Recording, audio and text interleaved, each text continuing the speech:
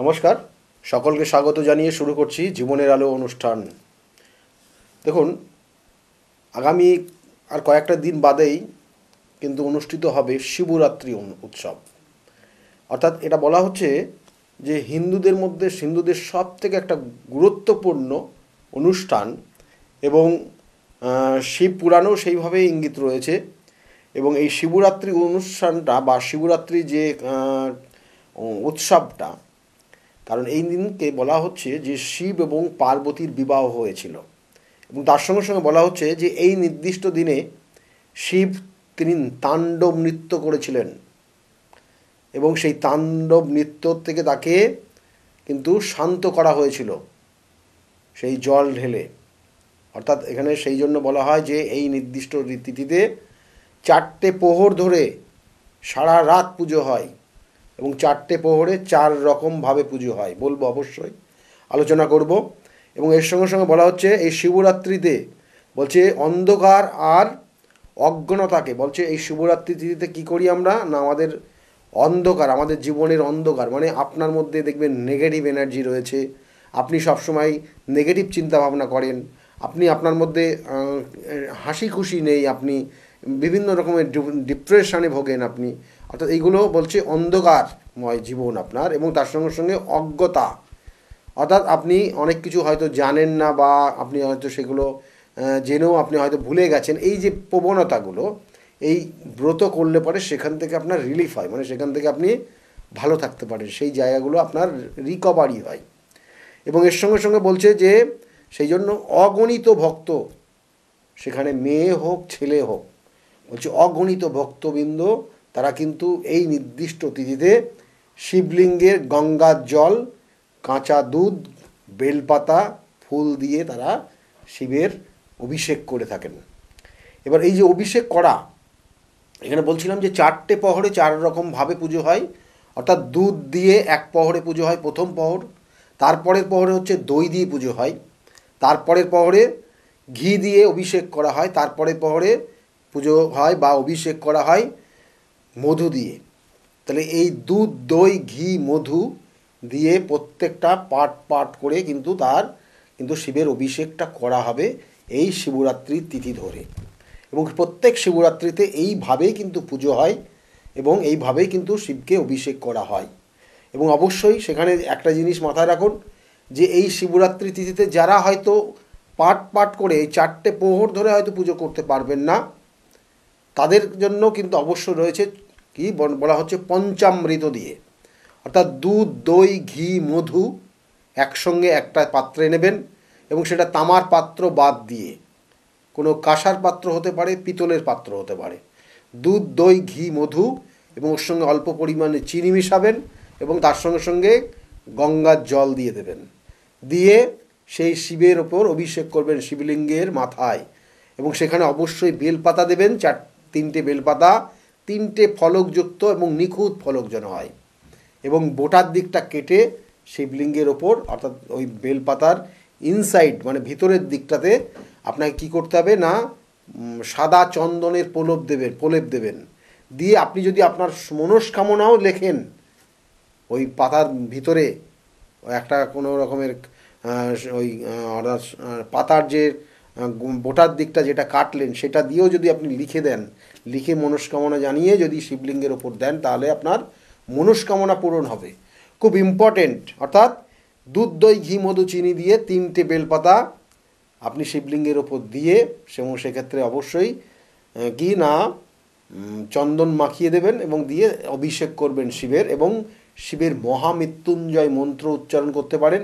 তাই শিবের কিন্তু যে মহা মন্ত্র রয়েছে সেই মন্ত্র উচ্চারণ করতে পারেন, 108 বার করবেন, আপনার ক্ষেত্রে অনেক বাধা বিপত্তি কেটে যাবে। দেখুন, এই শিবের যে ব্রত বা শিবের এই শিবরাত্রির যে তিথিগুলো, সেটা সর্বশ্রেষ্ঠ একটা তিথি মহাশিবরাত্রি। এবং এই দিনে বলছে যে কি নিয়ম রয়েছে, পালন করার একটা নিয়ম রয়েছে, নিষ্ঠা রয়েছে, এবং সেই অনুযায়ী আপনি যদি পালন করে নিষ্ঠার সঙ্গে করতে পারেন, এবং মনের দিক দিয়েও আপনি সেইভাবে যদি শুদ্ধাচারে থাকতে পারেন, তাহলে কিন্তু এই জায়গাটার সুফল পাবেন। কি বলা হচ্ছে যেন আগের দিন নিরামিষ আহার করতে হবে।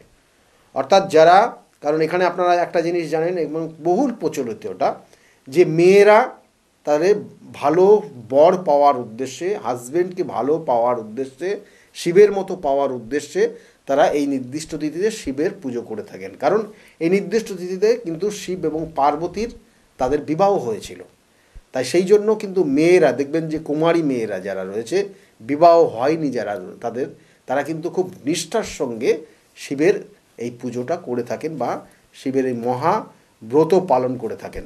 কি করে না, তারা আগের দিন নিরামিষ আহার করে এবং শুদ্ধাচারে থাকে। এবং এরা এবং আরও যেটা নিষ্ঠা নিয়ম সেটা বোঝা যাচ্ছে যে নির্দিষ্ট, অর্থাৎ সারা বছর যেখানে শয়ন করে সেখান থেকে পরিত্যাগ করে তারা যদি তাদের মেঝের ওপর, মেঝের ওপর যে কোনো রকমের আচ্ছাদন দিয়ে সেখানে যদি সে শয়ন করে, তাহলে সেক্ষেত্রে তার জন্য খুব শুভ হবে। এবং এই ব্রতের দিন তারা উপবাস থাকবে। তারপর রাত্রিবেলা 4 প্রহর ধরে শিবলিঙ্গকে দুধ, দই, ঘিত, মধু এবং গঙ্গার জলের দ্বারা মিশ্রণ করে শিবলিঙ্গে যদি তারা স্নান করাতে পারে বা শিবলিঙ্গের যদি অভিষেক করতে পারে, তাদের মনস্কামনা পূর্ণ হবে। এবং এই যে নিয়ম বা এই রীতি, সেখানে যেমন বলছিলাম যে বেলপাতা অবশ্যই দিতে হয়, আর কিছু ফুল দিলে তাদের ক্ষেত্রে অনেক জায়গা পরিবর্তন হয়। কেমন না, নীলকণ্ঠ ফুল পাবেন আপনি।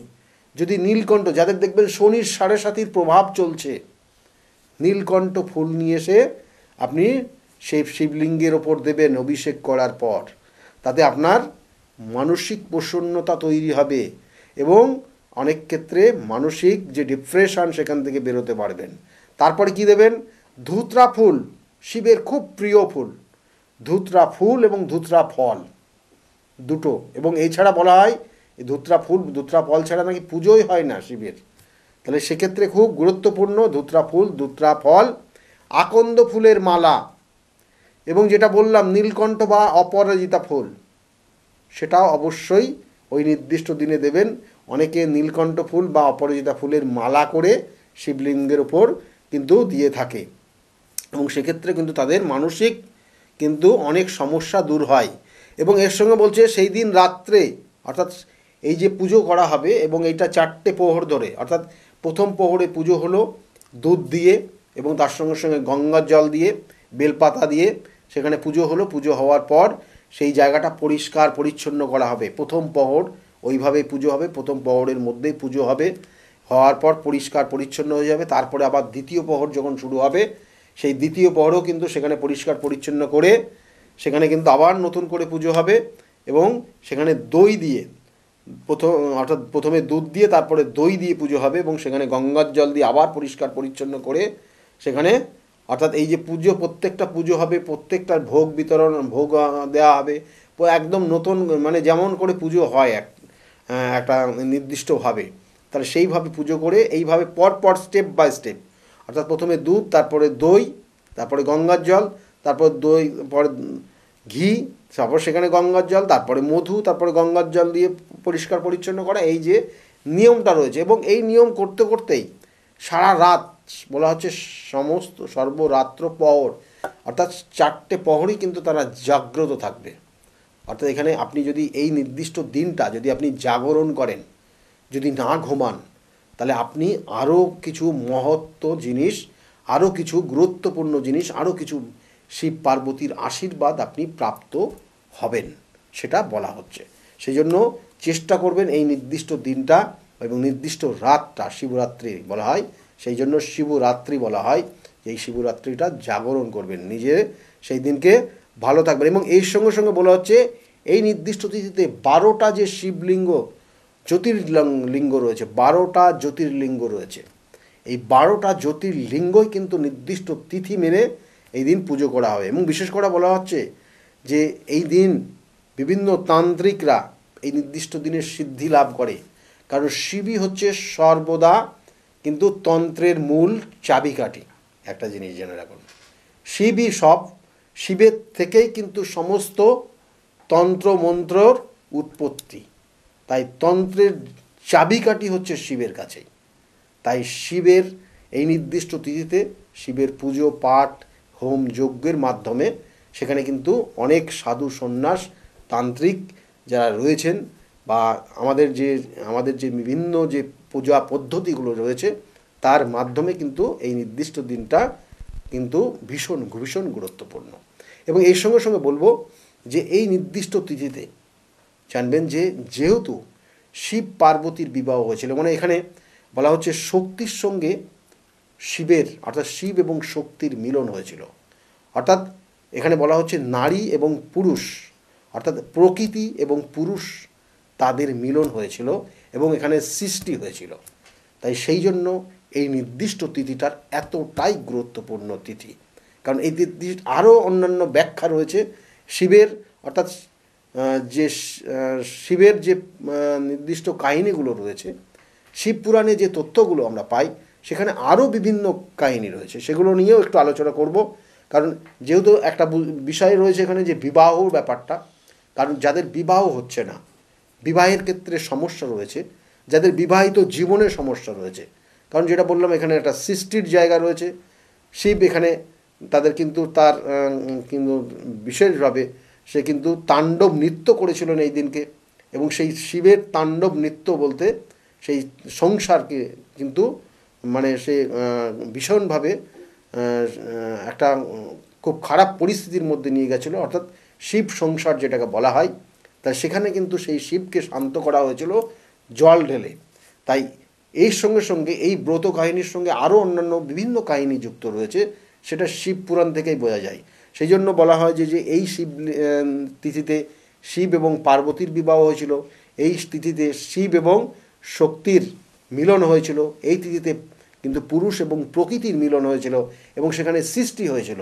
অর্থাৎ প্রত্যেকটার সঙ্গে বিবাহিত জীবন, দাম্পত্য সুখের জায়গা, সন্তানের জায়গা প্রত্যেকটা কিন্তু ওতপ্রোতভাবে জড়িয়ে রয়েছে আমাদের সাংসারিক জীবনে। তাই বলা হয় যে শিব, প্রত্যেক জীবের মধ্যে শিবের অবস্থান রয়েছে। তাই আপনি যদি নিষ্ঠার সঙ্গে এই নির্দিষ্ট দিনটাকে পালন করেন তাহলে আপনার জীবনের যে হতাশার জায়গা রয়েছে সাংসারিক জীবনে, সেখান থেকে আপনি বেরিয়ে আসতে পারবেন। এবার বলবো আরও অন্যান্য কাহিনী, কারণ এখানে যেটা বলা হচ্ছে সাংসারিক জীবন বা দাম্পত্য জীবন বা বিবাহ যাদের হচ্ছে না, এইসব সমস্যার থেকে নিবারণ হওয়ার জন্য এই তিথিটা খুব গুরুত্বপূর্ণ।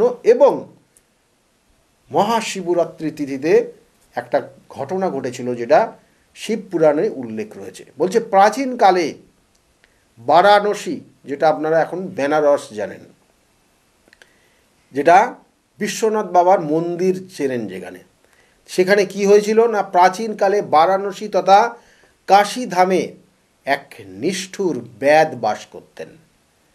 এবং সেই ব্যাদ একসময় কী করতেন না, তার তো ব্যাদের যেটা ধর্ম শিকার করা এবং সেই পশু শিকার করা, সেই পশুদেরকে শিকার করে সেই মাংস কিন্তু সে বিক্রি করত, সেই মাংস বিক্রি করে তার সংসার চালনা করত।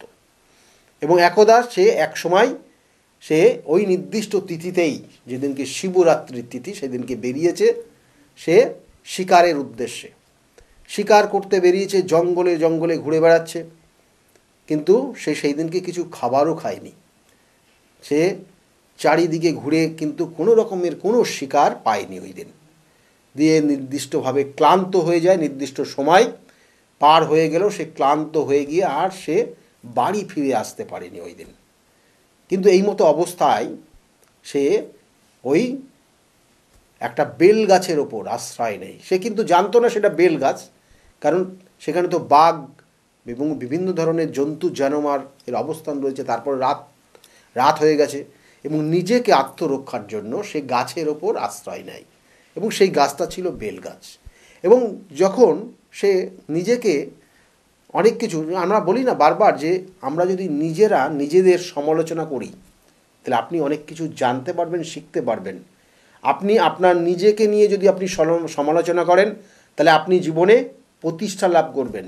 অর্থাৎ আপনার ভুল, আপনার ঠিক কী হচ্ছে, কতটা আপনি বহিঃপ্রকাশ করতে পারছেন, আপনি কতটা এগিয়ে যাচ্ছেন, মানুষ আপনাকে নিয়ে কি ভাবছে, এটা আপনি যদি সমালোচনা করেন তাহলে আপনি আপনার জায়গার থেকে আপনি অনেকটা ভালো জায়গায় পৌঁছাতে পারবেন।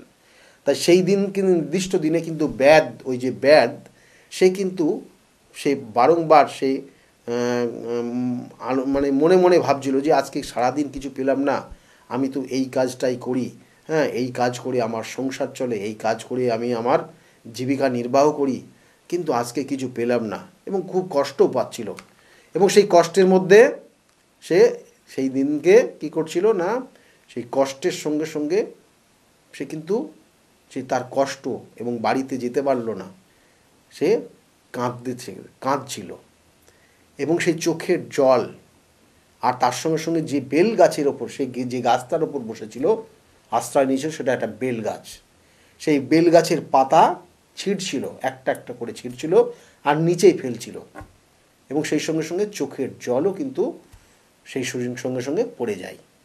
এবং যেখানে পড়ছিল সেই নির্দিষ্ট জায়গাটায় ছিল একটা শিবলিঙ্গ, সেই শিবলিঙ্গ সেখানে বসানো ছিল, এবং সেই যে বেলপাতাগুলো শিবলিঙ্গের ওপর পড়েছিল এবং তার সঙ্গে সঙ্গে সেই জল পড়েছিল, তাতে কিন্তু শিব তুষ্ট হয়েছিল। আমরা জানি শিবের আর এক নাম আশুতোষ। এই আশুতোষ অর্থাৎ অল্পতেই যিনি তুষ্ট হয়ে যান, তাই শিব কিন্তু ওখানে তুষ্ট হয়েছিল, কারণ ওই নির্দিষ্ট তিথিটাও ছিল শিবরাত্রির তিথি। তাই সে নির্দিষ্টভাবে সে আহার না করে নিষ্ঠার সঙ্গে সে কিন্তু সারা রাত জেগে সেই শিবলিঙ্গের ওপর কিন্তু সেই গাছের ওপর অবস্থান করে সে শিবের ওপর বেলপাতা এবং তার সঙ্গে সঙ্গে সেখানে জল কিন্তু দিয়েছিল। সেই জন্য শিব সন্তুষ্ট হয়ে তার আয়ু বৃদ্ধি হয়েছিল, এবং সে যে পাপ করেছিল, কারণ আমরা প্রত্যেকে জানি যে কোনো জীব হত্যা করা মানে তার ক্ষেত্রে পাপ করা, তাই সেই তার পাপের প্রায়শ্চিত্ত করেছিল এবং সেই পাপ থেকে সে নির্মূল হয়েছিল। সেই জন্য এই নির্দিষ্ট তিথিতে, কারণ আমি আবার বলবো এর কারণ আরও কাহিনী রয়েছে, কারণ এই সে পাপ থেকে নির্মূল হয়েছিল এবং তারপরে সে যখন বাড়ি চলে আসলো, বাড়িতে এসে কি করেছিল না, বাড়িতে এসে দেখে অতিথিরা বাড়িতে এসছে, তাই সেই অতিথিদের আপ্যায়ন তিনি কিন্তু করেছিলেন। তার নিজের যে অন্ন, নিজের যে খাবার ছিল, সেই নিজের খাবার নিজে না খেয়ে সেই অতিথিদেরকে তিনি কিন্তু আপ্যায়ন করেছিলেন নিষ্ঠার সঙ্গে। তাহলে এই যে একটা কানেকশান রয়েছে, অর্থাৎ সে নিজেকে না খেয়ে অতিথিদেরকে আপ্যায়ন করলো এবং পরের দিন, এবং সেটা কিন্তু শিবের ক্ষেত্রে শিব তাতে কিন্তু আরও অনেক গুণ প্রসন্ন হয়েছিল এবং তাকে আশীর্বাদ করেছিল। তার যে অশুভ কাজ, তার যে প্রাণী হত্যা, জীব হত্যা করা, তার যে পাপ, সেই পাপ কিন্তু তিনি হরণ করে নিয়েছিলেন এবং তার আয়ু বৃদ্ধি করেছিলেন। এবং এই মতো অবস্থায় সে হঠাৎ করে একদিন অসুস্থ হয়ে পড়ে। এই অসুস্থ হয়ে পড়লে সে ভীষণভাবে অসুস্থ হয়। তখন যমরাজ কি করে, যমদূতকে পাঠিয়ে তাকে নিয়ে আসার জন্য অনুমতি দেয় যমরাজ। কিন্তু সে যখন নিতে আসছে, অর্থাৎ যমদূতরা যখন ওদেরকে নিয়ে যাচ্ছে আর এই ব্যাসকে, তখন কিন্তু সেখানে শিবের যে সৈন্যরা ছিল, শিবের যে দূত ছিল, সেই শিবের দূত এসে তাদেরকে বাধা দেয়, বলে যে এইখানে তোমরা নিয়ে যেতে পারবে না, কারণ শিবের আদেশ আছে। তখন তাদের মধ্যে একটা খণ্ড যুদ্ধ টাইপের বাধে।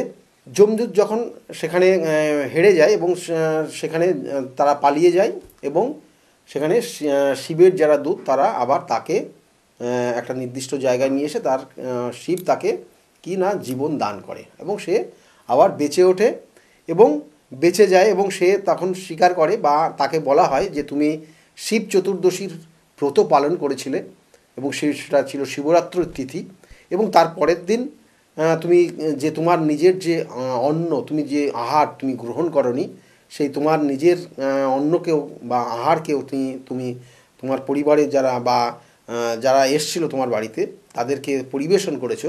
এতে তুমি তোমার ব্রত, উপবাস এগুলো পালন করেছো এবং তার জন্য শিব তোমাকে আশীর্বাদ দিয়েছে, এবং শিবের সেই আশীর্বাদে তুমি অনেকটা জীবন বেশি পেয়েছো, অর্থাৎ তুমি অনেক কাল বেঁচে থাকবে, বা তোমার যে পাপ, সেই পাপ ক্ষয় হয়ে গেছে।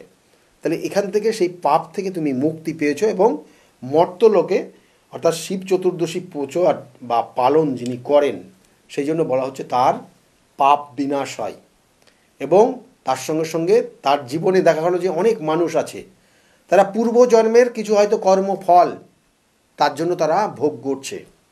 তাই পূর্বজন্মের কর্মফল এইরকম বহু ঘটনা রয়েছে জ্যোতিষশাস্ত্রের। সেটা বলা হয় গ্রহণ দোষ, সেটা বলা হয় কালসর্পযোগ, সেটা বলা হয় মাঙ্গলিক দোষ, সেটা বলা হয় শাপিত দোষ, কারো ক্ষেত্রে বলা হয় সাধু সর্পদোষ। এই ধরনের বিভিন্ন ধরনের পূর্ব জন্মের কর্মফল এই জন্মে মানুষ ভোগ করে। তাই এই নির্দিষ্ট তিথিতে কোনো মানুষ যদি তারা নিষ্ঠার সঙ্গে এই উপবাস পালন তিথি করে এবং এই নির্দিষ্ট তিথিতে তাদের যদি সেই দোষগুলো খণ্ডন করা যায় বা এই নির্দিষ্ট তিথিতে তাদের যদি সেই সমস্যার প্রতিকার প্রতিবিধান করিয়ে দেওয়া যায়, তাহলে সেখান থেকে কিন্তু বেরিয়ে আসতে পারে। আমি বারবার বলি, সঠিক তিথি নক্ষত্র দেখে যদি প্রতিকার প্রতিবিধান করা যায়, তাহলে একটা মানুষ কিন্তু অবশ্যই তার নির্দিষ্ট লক্ষ্যে পৌঁছাতে পারে।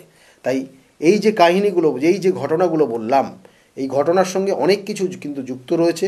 আর এই নির্দিষ্ট তিথিতে সেই জন্য বিভিন্ন জায়গায় 12টা জ্যোতির্শিবলিঙ্গ রয়েছে। এই 12টা জ্যোতির্শিবলিঙ্গে কিন্তু বহু ধুমধামের সঙ্গে এই নির্দিষ্ট তিথি পালন করা হয়। যেমন যেটা আমরা জানি যে বেনারস বা যে কাশী বিশ্বনাথ মন্দির, সেখানেও সেই পুজো হয় এবং সেটাও কিন্তু একটা জ্যোতির্শিবলিঙ্গ সেই 12টার মধ্যে ভীষণ ভীষণ ধুমধামের সঙ্গে হবে।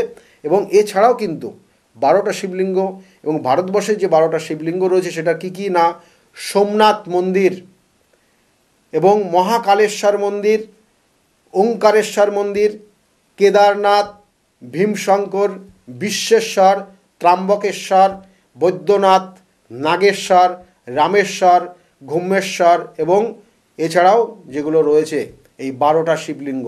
প্রত্যেকটা শিবলিঙ্গে কিন্তু নিষ্ঠার সঙ্গে এই শিব জ্যোতির্লিঙ্গ পুজো পাঠ হবে এবং সেখানে 4টে প্রহর ধরে সেখানে শিবের অভিষেক হবে।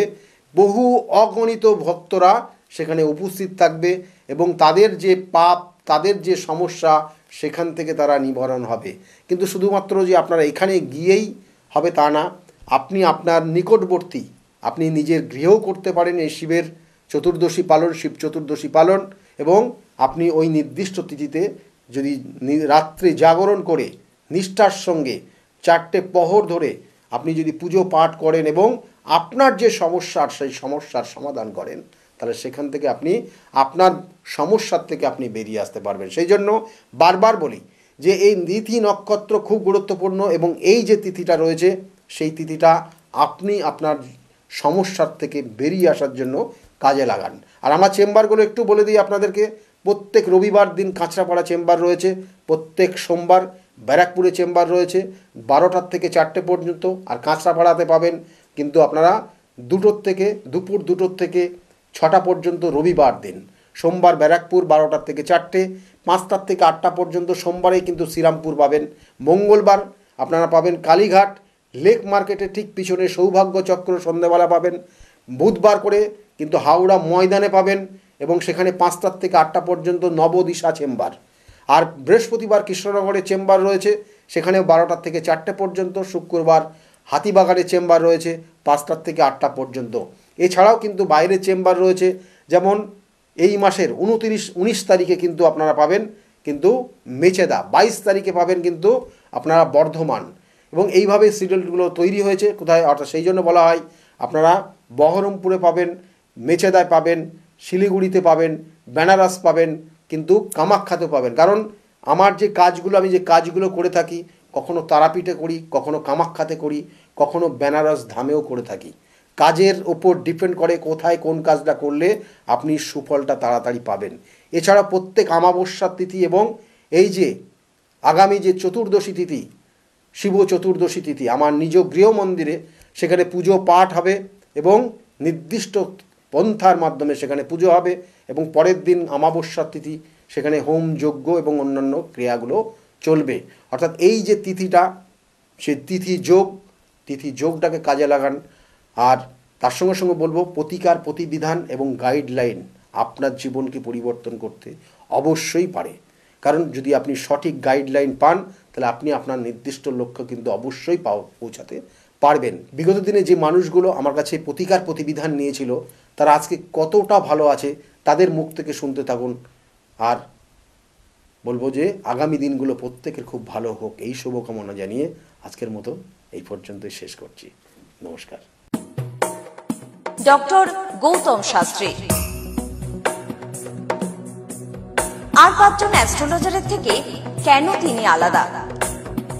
স্বাভাবিকভাবে আপনাদের মনে এই প্রশ্ন আসতেই পারে। দূর দূরান্ত থেকে নানান সমস্যায় জর্জরিত মানুষ ছুটে আসেন তার কাছে। গ্রহদোষ হোক কিংবা কাল সর্পদোষ, অথবা ধরুন মাঙ্গলিক দোষ কিংবা অন্য যে কোনো সমস্যা, তারা জানেন সব সমস্যা স্থায়ী সমাধানে এক এবং অদ্বিতীয় ডক্টর গৌতম শাস্ত্রী।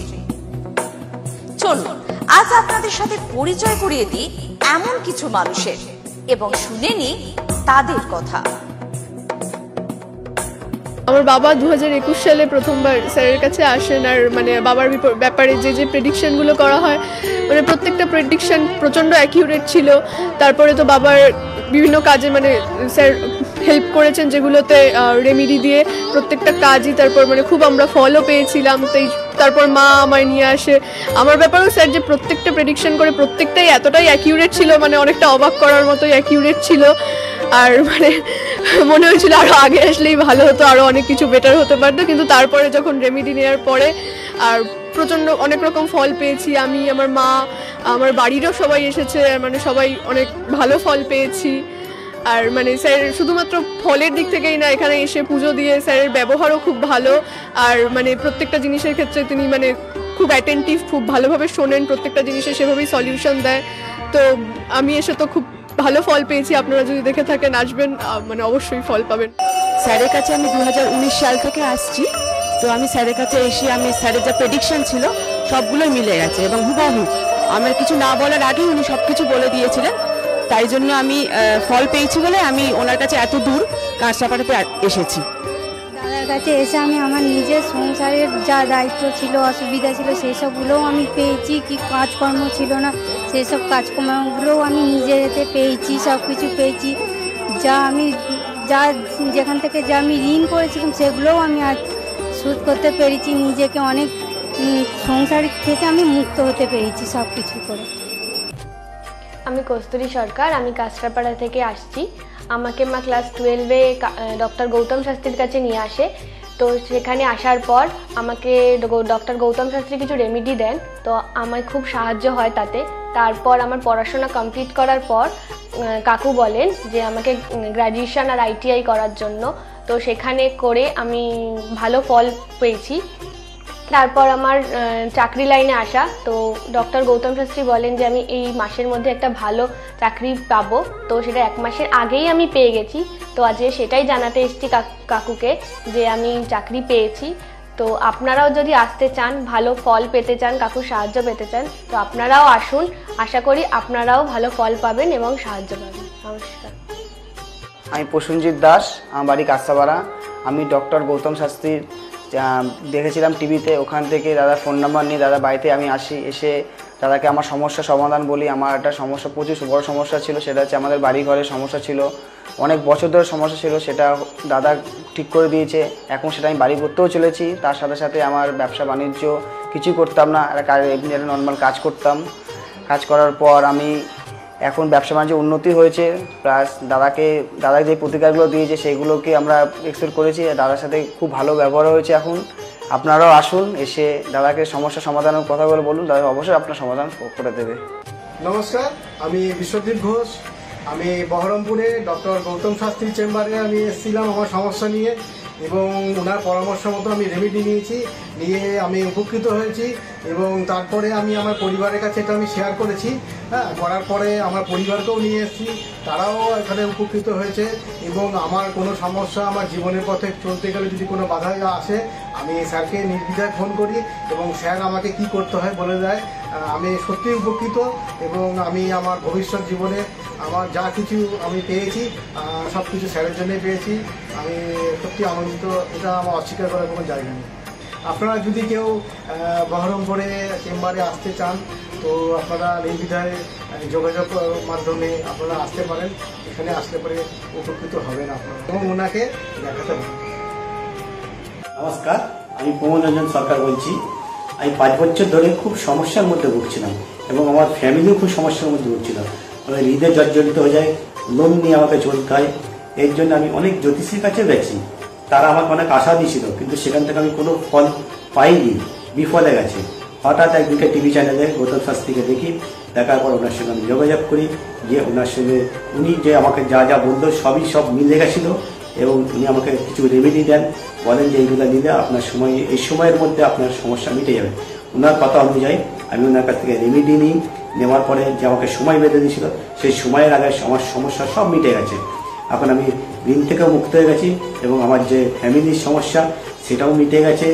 এখন আমার কর্মস্থানও খুব ভালো হয়েছে এবং আমার যে শারীরিক অবস্থাটা ছিল সেটাও খুব সুন্দর হয়েছে। এখন আমি খুব সুন্দর জীবনযাপন করছি। যদি আপনারা পারেন তো অন্তত গৌতম শাস্ত্রীর কাছে একবার আসুন, আপনারা আসলে নিশ্চয়ই উপকার পাবেন। এর জন্য আমি গৌতম শাস্ত্রীকে খুবই উপকৃত জানাচ্ছি এবং ধন্যবাদ জানাচ্ছি। ওনার রেমেডি বা ওনার যে প্রেডিকশন এত সুন্দর, আমি কোনোদিন ভাবতে পারিনি যে আমাকে এই নতুনভাবে আমাকে আবার একটা রাস্তায় দিয়েছে, ভালো জায়গায় তৈরি করে দেবে। নমস্কার। Hi everyone, I'm Simranpreet Kaur.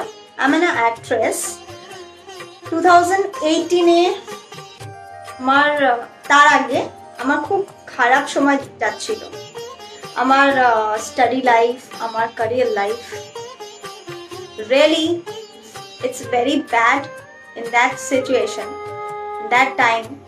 But যখন আমি 2028-এর মাঝামাঝিতে আমার মম আমাকে ডক্টর গৌতম শাস্ত্রীর কাছে নিয়ে আসে, আঙ্কেলের সাথে যখন আমি কথা বলি, আঙ্কেল যখন আমার প্রবলেমগুলো শোনে, যেরকম করে গাইড করে তেমনি আমি চলি, আর এরকম রেজাল্ট হবে আমি জানতাম না। এখন আমি একটা ভালো আমার ক্যারিয়ার চলছে। আমার স্টাডি লাইফের মধ্যে অনেক প্রবলেম ছিল, অনেক প্রবলেমস।